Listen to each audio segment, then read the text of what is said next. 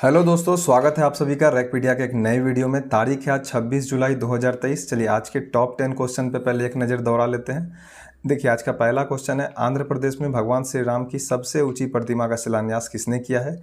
दूसरा क्वेश्चन है, हर साल किस दिन कारगिल दिवस मनाया जाता है। तीसरा क्वेश्चन है, हाल ही में कहाँ के ग्रुप ए के अफसरों की ट्रांसफर पोस्टिंग से जुड़े अध्यादेश से संबंधित विधेयक को केंद्रीय कैबिनेट की मंजूरी मिली है। चौथा है, हाल ही में चर्चा में रहा रणथंभौर टाइगर रिजर्व किस राज्य में स्थित है। पांचवा है, हाल ही में चर्चा में रही पुस्तक नेहरू सिविलाइजिंग अ सैवेज वर्ल्ड की लेखिका कौन है। छठा है, आईएमएफ ने चालू वित्त वर्ष 2023-24 के लिए जीडीपी वृद्धि दर अनुमान को 5.9% से बदलकर कितना किया है। सातवां क्वेश्चन है, हाल ही में आईटीआर में गलत आय दिखाने पर लगभग कितने आयकर दाताओं को नोटिस भेजा गया है। आठवां क्वेश्चन है, राज्यसभा का संचालन करने वाली किस राज्य की पहली महिला सांसद फोंगोन कोन्याक बनी है। नौवां क्वेश्चन है, हाल ही में किस राज्य की मुख्य बधिर शटलर गौरांशी शर्मा ने ब्राजील में आयोजित world youth deaf badminton championship में स्वर्ण पदक जीता है। 10वां क्वेश्चन है, हाल ही में जारी जानकारी में किन दो भारतीय गेंदबाज के टेस्ट रिकॉर्ड एकदम बराबर हैं। चलिए ये सभी क्वेश्चन आज के हैं, चलिए इन्हें विस्तार पूर्वक पढ़ते हैं, स्टार्ट करते हैं। चलिए पहले क्वेश्चन की तरफ चलते हैं। आंध्र प्रदेश में भगवान श्री राम की सबसे ऊंची प्रतिमा का शिलान्यास किसने किया है। तो याद रखिएगा ये अभी किया है अमित शाह जी ने, देश के गृह मंत्री अमित शाह ने। कहाँ किया हुआ है तो याद रखिएगा ये मंत्रालयम गांव है। गांव का नाम क्या है, मंत्रालयम। ये कहाँ है तो कुर्नूल में। अब कुर्नूल खुद कहाँ है तो याद रखिएगा ये आंध्र प्रदेश में, आंध्र प्रदेश में। ठीक है, भगवान श्री राम की ये सबसे ऊंची प्रतिमा हो, कितनी फीट की होगी तो याद रखिएगा 108 फीट। कितना पैसा लगने वाला है इसमें तो लगभग 500 करोड़, 500 करोड़ से ज़्यादा लगने वाला है। ठीक है, ये याद रखिएगा। कहाँ पर है ये कुर्नूल जो जगह है, ये याद रखिएगा ये तुंगभद्रा नदी के किनारे है। क्यों बता रहे हैं ये अभी बताते हैं। ठीक है, तुंगभद्रा नदी के किनारे, क्योंकि इस जगह का ऐतिहासिक महत्व है, तुंगभद्रा नदी के तट पर। देखिए ये जो नदी का तट है याद रखिएगा, इसी नदी के तट पर 1336 ईस्वी में दो राजा थे, दो भाई थे, हरिहर और बुक्का। हरिहर और बुक्का, इन्होंने क्या किया था, विजयनगर साम्राज्य की स्थापना की थी। विजयनगर साम्राज्य की स्थापना की थी। तो ये बहुत इम्पोर्टेंट है, ध्यान रखिएगा। चलिए आगे बढ़ते हैं। हर साल किस दिन कारगिल विजय दिवस मनाया जाता है। ए 25 जुलाई, बी 26 जुलाई, सी 24 जुलाई, डी 23 जुलाई। देखिए आज ही के दिन हर साल मनाया जाता है 26 जुलाई को। ध्यान रखिएगा क्यों मनाया जाता है तो देखिए 1999 में ऑपरेशन विजय की सफलता के लिए, ऑपरेशन विजय की सफलता की याद में, ऑपरेशन विजय की सफलता के याद में क्या था ये ऑपरेशन विजय तो याद रखिएगा 3 मई से 26 जुलाई तक, 3 मई से 26 जुलाई तक 1999 में युद्ध चला था। पाकिस्तान की तरफ से घुसपैठ किया गया था भारत में, जवाब में ऑपरेशन विजय के थ्रू, ठीक है, भारत के जवानों ने मुंहतोड़ जवाब दिया था और ये युद्ध जीता था। तो इसी के लिए कारगिल विजय दिवस मनाया जाता है हर साल 26 जुलाई को। तो 1999 से अगर जोड़ेंगे तो इस बार कितना हो जाएगा तो याद रखिएगा इस बार 24वां कारगिल विजय दिवस मनाया जाएगा। चलिए आगे बढ़ते हैं। हाल ही में कहाँ के ग्रुप ए के अफसरों की ट्रांसफ़र पोस्टिंग से जुड़े अध्यादेश से संबंधित विधेयक को केंद्रीय कैबिनेट की मंजूरी मिली है। ए दिल्ली, बी जम्मू कश्मीर, सी केरल, डी पश्चिम बंगाल। तो ये हो जाएगा ए केरल, राष्ट्रीय राजधानी क्षेत्र दिल्ली। ठीक है, देखिए दिल्ली में है ये। अभी अरविंद केजरीवाल जी इसी के लिए, अभी दिल्ली के जो सीएम है अरविंद केजरीवाल हर जगह हर स्टेट जा रहे हैं और इस विधेयक का विरोध करने के लिए बोल रहे हैं। क्या है ये विधेयक, इसको थोड़ा समझते हैं।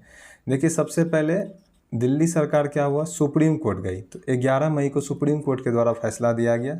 सुप्रीम कोर्ट ने क्या किया, फैसला दिया दिल्ली सरकार के पक्ष में, दिल्ली सरकार के पक्ष में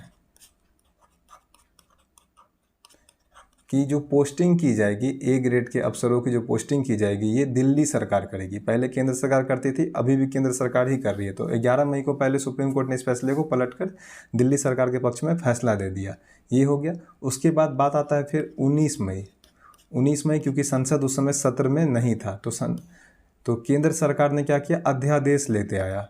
इस पर क्या हुआ, अध्यादेश लेते आया। अध्यादेश क्या होता है, जब संसद सत्र में नहीं होता है तो राष्ट्रपति की मंजूरी से क्या होता है, अध्यादेश लाया जाता है, ठीक है। तो अध्यादेश लेते आ गया। तो उसके बाद अध्यादेश लाने के बाद क्या हुआ, फिर से जो फैसला था वो पलट गया और इस पर फिर से क्या हो गया, अब केंद्र सरकार के पक्ष में हो गया। फिर उसके बाद केंद्र सरकार के पक्ष में हो गया, लेकिन अध्यादेश में क्या कहानी होता है कि इसको 6 महीना के भीतर, इसके लिए क्या होता है, 6 महीना के भीतर इसे पास करवाना होता है संसद में, अन्यथा ये कानून समाप्त हो जाता है। या तो ये कानून बन जाएगा या तो ये कानून समाप्त हो जाएगा। 6 महीना के भीतर अगर ये पास हुआ तो कानून बन जाएगा, अन्यथा ये कानून नहीं बन पाएगा, ठीक है। ये अध्यादेश की कहानी होती है। साथ ही साथ ध्यान रखिएगा, एक आर्टिकल जो अभी काफ़ी ज़्यादा चर्चा में है वो है 264 का 4। क्या है ये आर्टिकल, तो देखिए ये राज्य के अलावा भारत के सभी हिस्सों में किसी भी संबंध में कानून बनाने की शक्ति देती है, किसको, संसद को, ठीक है। इसी के जरिए केंद्र सरकार ने अभी जो, ठीक है, ये अध्यादेश लाया है और इस फैसले को अभी ये फैसला 5 जजों को फिर से भेजा गया है। इस पर भी फिर से ये चर्चा का विषय बना हुआ है और इसको अभी केंद्रीय कैबिनेट की मंजूरी मिल गई है। अब ये विधेयक मानसून सत्र जो अभी होने वाला है, मानसून सत्र, इसमें अभी ये पेश किया जाएगा, ठीक है। चलिए आगे बढ़ते हैं। हाल ही में चर्चा में रहा रणथंभौर टाइगर रिजर्व किस राज्य में स्थित है, ए असम, बी तमिलनाडु, सी कर्नाटक, डी राजस्थान। तो याद रखिएगा इसका सही आंसर हो जाएगा रणथंभौर। वैसे भी जानते हैं रणथंभौर का किला कहाँ है, ये राजस्थान में है। क्या हुआ है यहाँ पे जो बाघिन थी, ठीक है, बाघिन, क्या नाम था इसका, T84। ये जो बाघिन है T84, क्योंकि बाघ और बाघिन को क्या होता है, एक नंबर दिया जाता है, ठीक है, ताकि उसको पता चल सके कब किसकी डेथ हुई, कब किसकी मृत्यु हुई या कौन बच्चा को जन्म दे रहा है, इस वजह से गिनती की जाती है। तो बाघिन का नाम क्या है, T84, ठीक है। ये जो बाघिन है इसने अभी 3 शावकों को जन्म दिया है। और ये चर्चा में क्यों है, 3 शावकों को जन्म दिया, क्योंकि सीएम अशोक गहलोत जो है यहाँ के, सीएम कौन है, तो याद रखिएगा सीएम है अशोक गहलोत। इन्होंने खुद एक वीडियो शेयर करके 3 शावकों को स्वागत करने के लिए ट्वीट किया हुआ है, ठीक है, इसी वजह से ये चर्चा में है। याद रखिएगा असम का जो मानस टाइगर रिजर्व है, तो ये भी अभी काफ़ी ज़्यादा चर्चा में था, क्योंकि यहाँ पर काफ़ी ज़्यादा अभी हमला हुआ था वहाँ पर आक्रमणकारियों की वजह तरफ से, ठीक है। तो मानस टाइगर रिजर्व भी काफ़ी ज़्यादा चर्चा में था। कहाँ है ये, असम में है, ठीक है, तो ये ध्यान रखिएगा। चलिए आगे बढ़ते हैं। हाल ही में चर्चा में रही पुस्तक नेहरू सिविलाइजिंग अ सैवेज वर्ल्ड की लेखिका कौन है, ए नयनतारा सहगल, बी रचना बिस्वास रावत, सी सारिका भारद्वाज, डी रूपा पाई। देखिए ये जो सारिफ 2023 की पुस्तक की लेखिका है, पहले इस पे आते हैं। नेहरू सिविलाइजिंग अ सैवेज वर्ल्ड, ये किसने लिखा है, तो याद रखिएगा ये नेहरू की भांजी ने लिखा है। नेहरू की बहन थी कौन, विजय लक्ष्मी। नेहरू जी की बहन थी विजय लक्ष्मी, उन्हीं की, नेहरू की बहन लिख ही देते हैं, विजय लक्ष्मी नेहरू जी की बहन थी, ठीक है। इनकी जो बेटी है यही है नयनतारा सहगल। तो इन्होंने जो किताब लिखा है, इस किताब में क्या है, ओपेनहाइमर के बारे में है, ठीक है, किताब के बारे में, ओपेनहाइमर के बारे में भी इसमें लिखा हुआ है। ओपेनहाइमर अभी एक फिल्म आई हुई है जो काफ़ी ज़्यादा चर्चा में भी है और विवाद में भी है, ठीक है। ओपेनहाइमर, ये विदेश हॉलीवुड फिल्म है। ओपेनहाइमर कौन थे? तो याद रखिएगा ये परमाणु बम के जनक, परमाणु बम के जनक, जिससे जापान को किया गया था बर्बाद और लाखों लोग मरे थे। ठीक है, तो ओपेनहाइमर के बारे में हमें क्या जानना है? ये परमाणु बम के जनक थे, ये तो पहला बात जान लीजिए। और इस किताब में इसमें क्या जिक्र है जिसकी वजह से अभी ये चर्चा में हो रहा है, क्योंकि ये फिल्म आई हुई है। तो इसमें क्या हुआ है, नेहरू जी ने क्या किया था, ओपेनहाइमर को भारतीय नागरिकता पेश किया था। ठीक है, कि आप भारत आकर के रह जाइए, लेकिन ओपेनहाइमर में ये स्वीकार नहीं किया था। हालांकि इसका रिकॉर्ड कहीं नहीं है, लेकिन ये किताब में मेंशन है, जिस वजह से ये किताब अभी काफ़ी सुर्खियों में है। ठीक है, तो ये ध्यान रखिएगा। और साथ ही साथ इस किताब में ये भी जिक्र है कि अमेरिका को थोरियम ना बेचा जाए, अमेरिका को थोरियम ना बेचा जाए, इसका भी कहीं पे कोई रिकॉर्ड नहीं है। एक गुप्त ना बेचा जाए, एक गुप्त संदेश में ऐसा कहा गया है, ऐसा इस किताब में लिखा गया था कि वो गुप्त संदेश उन्हें कैसे मिला, इसके बारे में भी उन्होंने कोई जिक्र नहीं किया है किताब में। ठीक है, तो याद रखिएगा। देखिए, रचना बिस्वास रावत, इनके बारे में भी जान लीजिए। बिपिन रावत पे इन्होंने भी एक किताब लिखा था, Bipin the man behind the uniform, the man behind the uniform. Sarika Bhardwaj ने भी लिखा हुआ है a fools of journey, a fools of journey है। रूपा पाई, इनकी भी एक किताब है द योग सूत्र फॉर चिल्ड्रन, द योग सूत्र फॉर चिल्ड्रन। ठीक है, तो ये चारों एक किताब, ये नयनतारा वाली किताब पुरानी है, लेकिन ये बाकी तीनों किताब जो है ये 2023 की किताब है। तो ये तो बिल्कुल ध्यान में रखिएगा। चलिए आगे बढ़ते हैं। और ये विवाद में क्यों है? तो देखिए, यहाँ पर जो विवाद इसीलिए है कि इसमें एक भगवत गीता का श्लोक कहा जाता है, लेकिन वो श्लोक तब कहा जाता है जब ये अपने पार्टनर के साथ एक सीन है, जिसकी वजह से ये विवाद में है। ठीक है, चलिए आगे बढ़ते हैं। IMF ने चालू वित्त वर्ष 2023-24 के लिए GDP वृद्धि दर अनुमान को 5.9% से बदलकर कितना कर दिया है? तो याद रखिएगा, ये कर दिया गया है अभी 6.1%। ठीक है, 6.1%। 2022-23 की अगर बात करें तो ये कितना था? तो याद रखिएगा, ये था हमारा 7.2%।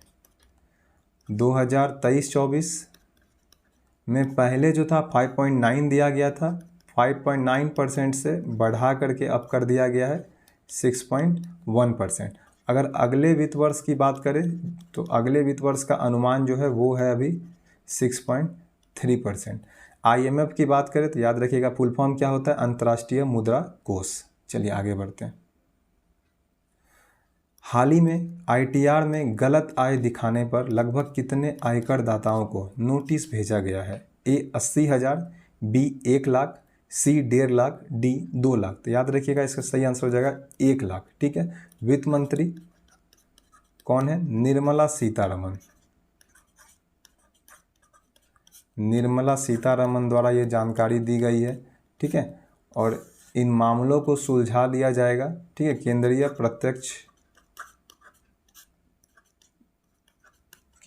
प्रत्यक्ष कर बोर्ड द्वारा ये सुलझाया जाता है। ठीक है, किसी तरह का GST वगैरह आयकर इससे जुड़ा हुआ कोई भी बात होता है तो कौन उसको देखता है? केंद्रीय प्रत्यक्ष कर बोर्ड। ठीक है, और इसमें दिया गया है कि फाइनेंशियल ईयर अगले साल से पहले इसे पूरा कर लिया जाएगा। ठीक है, चलिए आगे बढ़ते हैं। राज्यसभा का संचालन करने वाली किस राज्य की पहली महिला सांसद फोंगनोन कोन्याक बनी है? पूरा नाम इनका ऐसे S फोंगनोन कोन्याक है। ठीक है, A Nagaland, B Assam, C Mizoram, D Meghalaya. तो ध्यान रखिएगा ये हो जाएंगी नागालैंड की। कुछ दिन पहले ये पढ़ाए हुए थे, ऑलरेडी 4 दिन पहले ये पढ़ाए हुए थे। तो उस दिन क्या पढ़ाए हुए थे कि देखिए अभी जगदीप धनखड़ जी को ने क्या किया? उपाध्यक्ष पैनल। जगदीप धनखड़ कौन है? तो आप लोग जानते ही होंगे, राज्यसभा के अध्यक्ष हैं, अर्थात उपराष्ट्रपति हैं या सभापति भी आप बोल सकते हैं, तीनों नाम बोल सकते हैं आप। ठीक है, राज्यसभा के अध्यक्ष भी बोल सकते हैं। तो इन्होंने उपाध्यक्ष के पैनल की घोषणा की थी। कितना लोगों की उपाध्यक्ष पैनल में कितने थे? तो 8 उपाध्यक्ष थे, जिसमें इन्होंने क्या किया, 50% महिला को रखा, 50% महिला। तो जाहिर सी बात है कि 8 में से 4 महिला होगी, जिसमें से एक तो हो गई आपको ये फोंगयान, शॉर्ट फॉर्म में ही लिख रहे हैं, यहाँ पे पूरा नाम नहीं लिख रहे हैं, पूरा नाम तो क्वेश्चन में है ही फोंगयान। ये कहाँ से है? तो ये नागालैंड से है। ये हो गई। किस पार्टी से है? तो ये याद रखिएगा ये बीजेपी से है।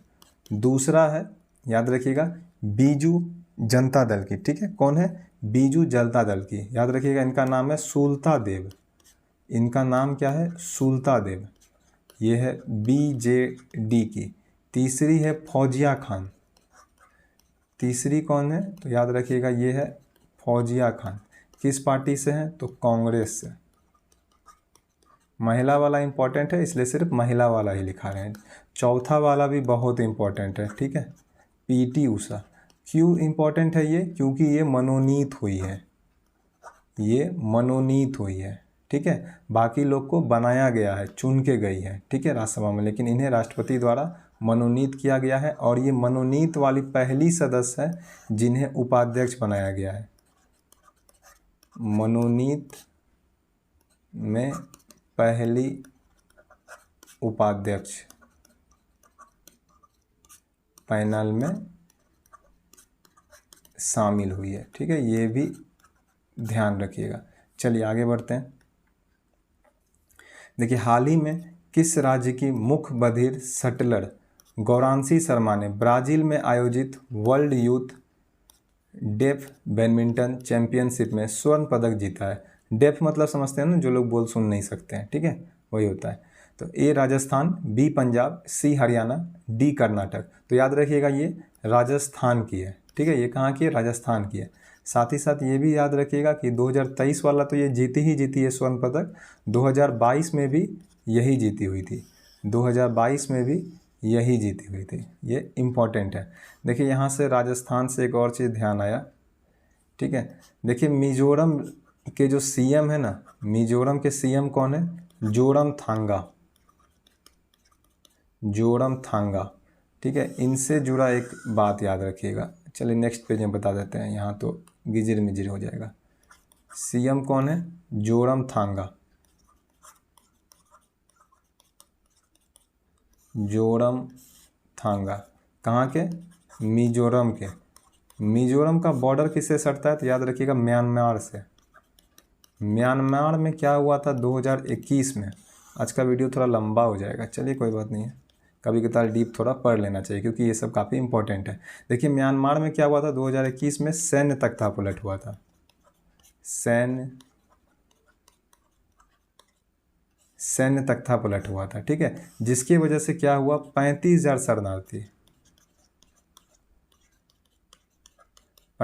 शरणार्थी वहाँ से भाग करके उन्हें भारत आना पड़ा और भारत में वो मिजोरम में आ गए। ठीक है, तो केंद्र सरकार ने निर्देश दिया था, तो केंद्र सरकार के निर्देश का विरोध है।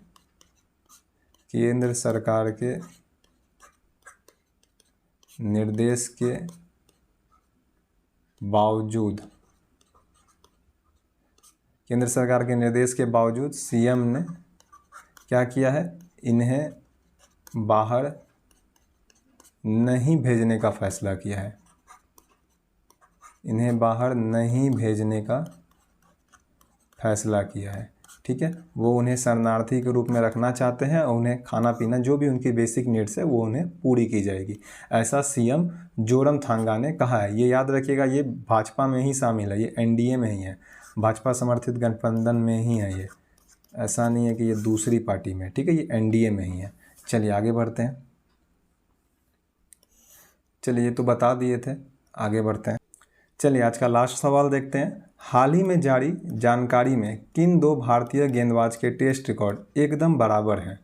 ईशांत शर्मा और जहीर खान, बी ईशांत शर्मा और इरफान पठान, सी जहीर खान और इरफान पठान, डी ईशांत शर्मा और हरभजन सिंह। देखिए, ये आंसर हो जाएगा ईशांत शर्मा और जहीर खान। देखिए, इन दोनों के रिकॉर्ड की बात करें, टेस्ट रिकॉर्ड की, कौन से रिकॉर्ड की? टेस्ट रिकॉर्ड की। देखिए टेस्ट रिकॉर्ड में इन दोनों ने ही 311 मैच खेला है, ये पहला बात। दोनों ने ही भारत में जो है कितना विकेट लिया है, 104 विकेट, और विदेश में 207, विदेश में 207 विकेट। दोनों ने ही, याद रखिएगा, 11 बार जो है 5 विकेट लिया है, ठीक है, और दोनों ने ही, और एक बार जो है 10 विकेट लिया है। तो ये डेटा दोनों का एकदम बराबर है। उम्मीद भी नहीं है कि डेटा बदलेगा, क्योंकि अब ईशांत शर्मा को शायद अब टीम में जब वापसी ना मिले, ठीक है, तो फिलहाल ये डेटा अब शायद यही रह जाएगा। बाकी अगर ईशांत शर्मा खेलते हैं तो शायद ये डेटा फिर तब तो बदल जाएगा, तब उस समय पढ़ा देंगे, लेकिन उम्मीद कम है, ठीक है। देखिए अगर क्रिकेट के और करंट अफेयर्स की बात करें तो जो अभी हाल ही में काफ़ी ज़्यादा चर्चा में है, तो ध्यान रखिएगा, विराट कोहली के बारे में काफ़ी ज़्यादा चर्चा है। क्यों? तो याद रखिएगा, कुछ 20 जुलाई को, ठीक है, इन्होंने अपना 500वां अंतर्राष्ट्रीय क्रिकेट मैच खेला है, ठीक है, 500वां अंतर्राष्ट्रीय क्रिकेट मैच, 500वां अंतर्राष्ट्रीय क्रिकेट में सबसे ज़्यादा क्रिकेट मैच किसने खेला हुआ है? तो याद रखिएगा, सचिन तेंदुलकर। अंतर्राष्ट्रीय की बात कर रहे हैं, सचिन तेंदुलकर कितना मैच खेले हुए हैं? ये 664, ठीक है, ध्यान रखिएगा। रविचंद्रन अश्विन के बारे में, रविचंद्रन अश्विन के बारे में भी जान लीजिए। करंट में ये भी अभी काफ़ी चर्चा में है। क्यों चर्चा में है? एक तो ये 712 विकेट लिए हुए हैं, 712 विकेट लेकर दूसरे भारतीय गेंदबाज हो गए हैं, ठीक है, सर्वाधिक विकेट में। किस मामले में? सर्वाधिक विकेट में। तो ये ध्यान रखिएगा। साथ ही साथ अश्विन साहब ही हैं जो भी पिता पुत्र दोनों का विकेट लिए हुए थे, ठीक है, वेस्ट इंडीज़ में पिता पुत्र का विकेट लेने वाले भी ये खिलाड़ी बन गए हैं, ठीक है, रविचंद्रन अश्विन। इसके साथ ही याद रखिएगा, अगर सबसे ज़्यादा विकेट की बात की रहे, सर्वाधिक विकेट की बात, सर्वाधिक विकेट की बात, तो कौन है? तो ये खिलाड़ी हैं श्रीलंका के, ठीक है, ये खिलाड़ी कौन है? तो श्रीलंका के। क्या नाम है इनका? मुथैया मुरलीधरन, मुरलीधरन। तो ये भी ध्यान रखिएगा आप। इसके साथ ही साथ याद रखिएगा, क्रिकेट में ही अभी, ठीक है, ब्रायन टेबर का देहांत हुआ था, ब्रायन टेबर का निधन हुआ था, ब्रायन टेबर का निधन हुआ था। ये कौन थे? तो ऑस्ट्रेलिया के विकेट कीपर थे, ठीक है, और 2 लोगों ने संन्यास लिया है। 2 संन्यास भी, अब इतना लिखा ही दिए तो चलिए ये भी 2 लिखा ही देते हैं। देखिए 2 संन्यास कौन कौन है? कायदे से 3 संन्यास हैं, ठीक है, एक संन्यास और है लेकिन उसको अलग कैटेगरी में रखते हैं। चलिए ये भी करा ही देते हैं आपको। 2 संन्यास में एक तो हो जाएगा हमारा लाहिरे थिरुमाने, लाहिरे थिरुमाने। ये कौन है? तो श्रीलंका के खिलाड़ी हैं, इन्होंने संन्यास लिया हुआ है। दूसरा आयशा अमीन करके ही कुछ नाम था। ये पाकिस्तान की महिला क्रिकेट टीम, पाक महिला क्रिकेट टीम, ठीक है, 18 साल की उम्र में ही इन्होंने संन्यास ले लिया है।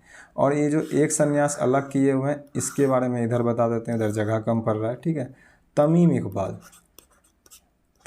इकबाल, ये कौन है? तो ये याद रखिएगा, इसको अलग से क्यों बताएं? पहला बात कि ये बांग्लादेश के हैं, ठीक है, कहाँ के हैं? ये बांग्लादेश के हैं, क्योंकि ये अपना संन्यास की घोषणा तो की है, संन्यास घोषणा, और उसके बाद फिर अगले ही दिन वापस भी ले लिए, घोषणा करके फिर संन्यास से वापसी क्रिकेट में फिर वापस भी आ गए, ठीक है। तो ध्यान रखिएगा। आज के लिए इतना ही। यदि आप चैनल पर चैनल पे नए हैं तो चैनल को सब्सक्राइब कर दीजिए, और वीडियो अच्छा लगता है तो लाइक कमेंट कीजिए और शेयर करके हमारी मदद कीजिए। चलिए मिलते हैं नेक्स्ट वीडियो में। जय हिंद, जय भारत।